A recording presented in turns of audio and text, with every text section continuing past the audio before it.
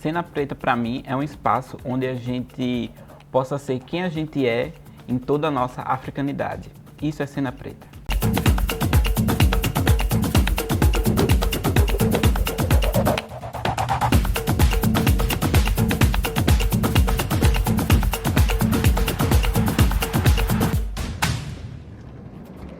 Meu nome é Adilson Santana, eu sou natural de Recife, né?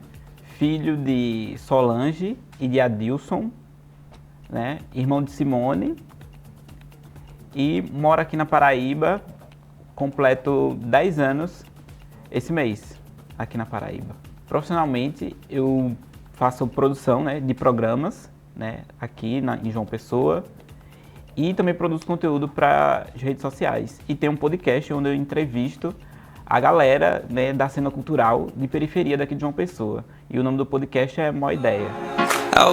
Olá pessoal que segue aqui o Êxito Coworking. Eu sou Adilson Santana, apresento Mó Ideia Podcast.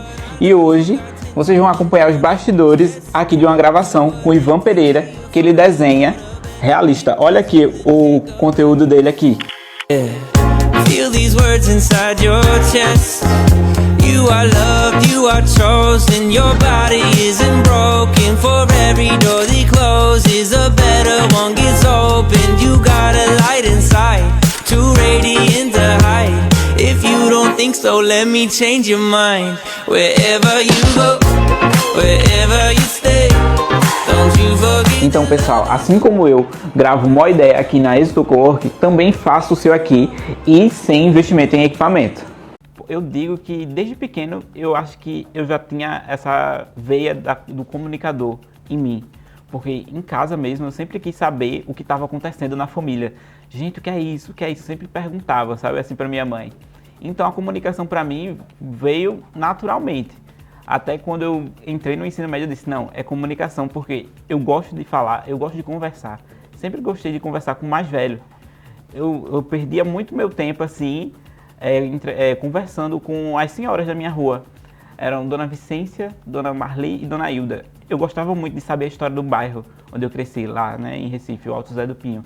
Eu perguntava como era isso aqui, elas contando essa parte de... Ah, isso aqui era barro, quando eu cheguei aqui a gente tinha que buscar água numa cisterna, numa cacimba lá embaixo. Então, para mim foi natural.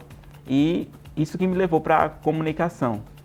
Eu posso dizer que essa mudança de chave, de eu entender que passou de curiosidade para um lado mais profissional, foi quando eu participei de um projeto, né, lá em Pernambuco, de uma empresa de comunicação, onde ele pegou alunos da rede pública e privada para fazer textos, né, para o site. Eu falei, caramba, isso aqui é o que eu gosto de contar história, sabe? No caso, nessa perspectiva, eu estava contando a minha história em redações. Então, eu gostei muito, eu falei, cara, é isso aí, e escolhi a comunicação para a vida. Eu digo, minha mãe, né, ela não teve muita oportunidade de estudar, mas ela disse que a gente é muito inteligente. Eu disse, não, mas eu sou muito inteligente porque a senhora também é. E desde eu muito criança, ela disse assim, olhe meu filho, preto é lindo, preto é a cor mais bonita que tem. Então, esses ensinamentos que a gente não tem como, vamos dizer assim, filosófico ou acadêmico, me instigou a ir para esse lado, né, da comunicação, de falar sobre a negritude, tanto que eu tenho o podcast hoje, é muito sobre isso também, sabe? E essa parte da minha vida, eu digo que veio muito da minha mãe, né, esse interesse de falar sobre negritude, de aprender e de conversar sobre os meus e para os meus, sabe? Então é muito disso, eu preciso falar de mim, mas não só de mim. Eu digo, quando eu falo de mim, é de mim e os outros, né, que fazem parte da comunidade no qual eu me incluo. Isso que implica a comunicação no meu profissional, no meu pessoal e nas minhas produções externas também. Eu queria que tu falasse um pouquinho sobre ter um espaço como esse para falar sobre periferia, sobre cultura, sobre arte, sobre música e tudo que circunda a periferia. Quando a gente tem um espaço que nos é aberto, que nos é cedido para tratar sobre algo do cotidiano, né, a realidade de muita gente aqui na nossa cidade, você abre uma ponte daquele local para o mundo. Então, a importância, velho, do teu podcast, do teu programa, vai muito além do que tu imagina, mano. Muito além de verdade. Porque, primeiro, não é todo lugar que abre espaço para periféricos. Não é todo. Infelizmente. Eu já tive muitas e várias, e milhares ainda vão ter, de portas fechando na minha cara. Saca? Eu já fui... Já trabalhei um tempo, CLT e tal, e já fui fazer entrevistas de emprego onde a pessoa me disse na cara que não me contrataria pelo fato de eu morar no Valentina. Uhum. Entendeu? Então, eu fiquei olhando assim, cara, o que é que tem de errado no Valentina? É até um pouco engraçado, porque eu digo que teve essa virada de chave em 2019, quando eu fui para São Luís do Maranhão, com uns amigos, para um congresso, e lá eu fui para uma série de museus, né? Que tem lá o Museu do Reggae, e eu não me recordo o nome do outro museu, mas acho que é Samba de Crioula, se eu não estiver enganado. E isso foi uma virada de chave, sabe? Porque lá você vê negro em todo canto, lá em São Luís. E eu falei, caramba, porque o pessoal disse que é uma cidade muito rica, só que o negro tá em todos os lugares. Eu falei, oxe, que massa. E o pessoal disse que São Luís do Maranhão é uma cidade que muda. Ninguém sai de lá a mesma pessoa que chegou. E eu acho que isso foi a virada de chave. Eu deixei meu cabelo crescer a partir dessa viagem. Não como tá agora em dread, né? Mas eu nunca tinha meu cabelo grande, né? Deixei ele crescer, depois coloquei dread. E depois eu também fui mudando meu estilo de roupa. Também um pouquinho, né, mais ousado. Aí o pessoal falando sobre isso. E foi basicamente essa perspectiva, né, de que mudou. E também quando eu chego num cenário de trabalhar com comunicação, eu já fui publicitário, redator publicitário de uma multinacional. É muito diferente quando você está num espaço que você diz assim, você conta nos dedos quantas pessoas tem. E quando você se afirma como uma pessoa e que lida com do presidente ao que limpa o chão da mesma forma, o pessoal diz, gente, essa pessoa aqui é diferente. Ou pelo menos não aborda o mais alto e o mais baixo escalão de formas diferentes.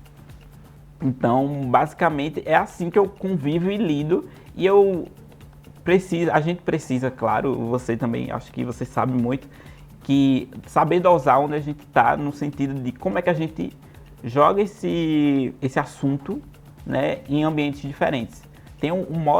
São modos diferentes de você abordar isso.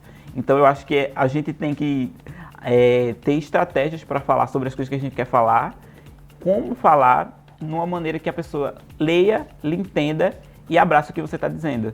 Eu acho que esse é o caminho. 2 anos atrás, como eu estava falando, né, quando eu era dessa empresa, eu sempre recebi feedbacks bons sobre a minha comunicação. Você é um cara que fala bem, é claro, a pessoa lhe entende, mas um tempo depois eu recebi um feedback de que a minha comunicação era simples demais. Eu acho um pouco destoante, sabe? Eu sempre recebi feedbacks bons sobre a minha comunicação e logo em seguida depois dizer que minha comunicação é simples demais. O que é esse simples demais?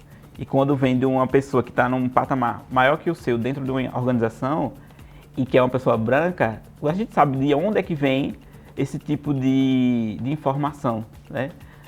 O que é aquilo. A gente absorve aquilo e tem uma maneira de externar, que que para mim foi uma experiência terrível. E eu não entendi até hoje esse feedback que eu recebi, já que esse era um ponto que era elogiado não só pelo quem era meu gestor, como outras pessoas da empresa. Então foi terrível isso para mim, mas hoje esse tipo de ação sobre a minha comunicação não me atinge mais, porque eu sei quem eu sou, eu sei o que eu falo e sei o quão bom eu sou fazendo o que eu faço. O mês de novembro é muito importante para a comunidade negra brasileira, seja por falar sobre representatividade, beleza ou autocuidado. A beleza da pele negra merece um cuidado feito só para ela, feito para a nossa beleza.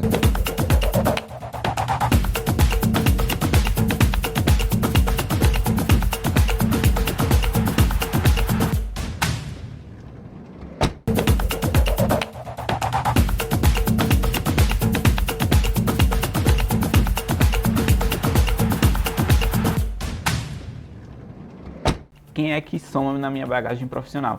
Eu não digo que existe uma pessoa só. Eu acho que são várias e de várias vertentes diferentes. Tipo, tem gente da música, tem gente da própria comunicação, não só pessoas negras, mas também outras pessoas que são engajadas com assuntos sociais, sabe? Mas um exemplo, um cantor que eu gosto muito é Bacchus do Blues, por exemplo. E ele tem o Quantas Vezes Você Já Foi Amado, né? Que é o último álbum dele. E fortaleceu muito, sabe? Ser a pessoa que eu sou hoje.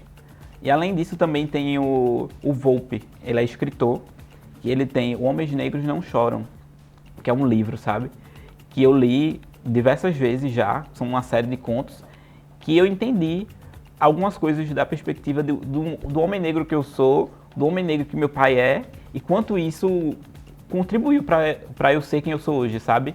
Então são várias vertentes que formam o profissional que eu sou hoje, não só da comunicação, mas como dessas outras linguagens da arte também.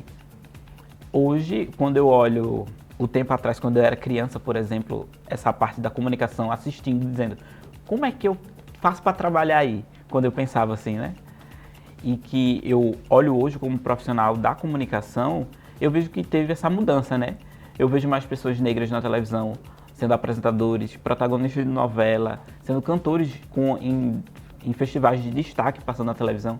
Então eu vejo que teve uma mudança de perspectiva sobre pessoas negras na TV e sendo protagonistas da sua própria história, né? E para os próximos 10 anos, eu acredito que a gente ainda vai ocupar muito mais espaço, porque eu acho que não tem volta. E quando a gente sabe que abre uma janela, a gente vai e aumenta essa janela, transforma numa porta e daqui a pouco tá todo mundo conseguindo o seu espaço. E o que eu acho também para uma coisa que contribuiu para essa mudança de perspectiva foi as redes sociais, porque muita gente negra conseguiu mostrar o que é capaz de fazer com pouco. Um exemplo disso é o Walter Regi, né, que é um criador de conteúdo lá de São Paulo, que eu gosto muito do conteúdo dele, que eu me inspiro, né, que ele se chama de blogueirinho de favela. Apesar desses avanços, né, que eu falei, que a gente teve nesses 10 anos, a gente tem que olhar essa perspectiva de uma maneira diferente. Quem cria e quem faz e que programa esses algoritmos das redes sociais são pessoas brancas, na sua maioria. Então, mesmo a gente tendo o espaço que a gente tem, que a gente olha e diz assim, é pouco, e a gente faz muito com pouco, então o pessoal tenta cercear o alcance da gente ainda mais, porque imagina se esse pessoal faz com pouco, imagina se eles tiverem o mesmo espaço que a galera que é branca, que tem dinheiro para investir, tivesse. A gente sabe que uma coisa ia destoar ali. Como é que criadores negros, de conteúdos negros, iam fazer mais que criadores brancos? Isso não pode. Então, é dessa perspectiva que eu olho isso, né? E que eu acho que com a série de programas que a gente vê, não só aqui no Nordeste como em outros lugares do Brasil, a gente vê que estão tentando encaixar a galera negra nesse meio da tecnologia, porque isso é muito importante da gente fortalecer essa perspectiva, né? Porque se a gente forma pessoas que trabalham com programação, com algoritmo negro, ela vai entender essa perspectiva também e vai atender o que a gente precisa, que é um algoritmo que não seja racista com a gente e que, como é que eu posso falar? E que massifique o nosso conteúdo, porque eu acho que é importante que todo mundo tenha acesso ao conteúdo e ali ela faça a sua escolha, o que ela quer consumir ou não, e não que seja uma coisa tecnicista, sabe, que impeça isso. Eu adorei o papo, né, aqui no Cena Preta, e eu quero falar para a galera da comunicação que sonha em fazer comunicação, é que não desista. O pessoal vai dizer, não é para você, você não sabe fazer, mas com o tempo você aprende e faz bem feito, e que você vai ter até seus próprios projetos, assim como eu. Aproveitando que eu estou falando do meu projeto, assistam o Mó Ideia, escutem o Mó Ideia no Spotify e no YouTube. E é isso, pessoal. Invistam no seu conhecimento e façam comunicação.